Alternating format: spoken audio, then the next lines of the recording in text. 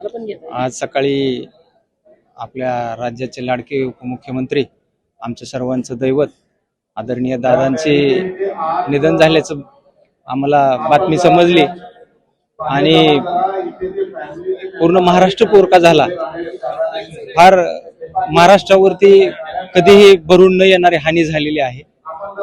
आम्ही सर्वजण दादांच्या आत्म्याला शिर शांती लाभो अशी परमेश्वराकडे प्रार्थना करतो।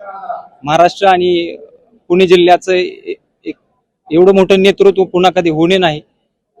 दादांना भावपूर्ण श्रद्धांजली अर्पण करतो। माझ्याकडे शब्द नाही आहेत दादांसाठी। धन्यवाद।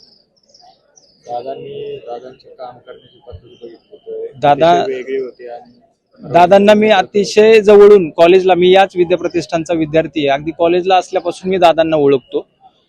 सकाळी पहाटे 5 ला उठून सर्वसामान्यांची कामं करणारा एकमेव नेतृत्व होतं जे दादा, ज्या सर्व बारामतीकरांना पूरक करून गेलेलं आहे।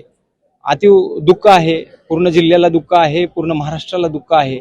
या दुःखातून सावरण्याची शक्ती परमेश्वर आम्हाला देऊ अशी विनंती मी परमेश्वराला करतो।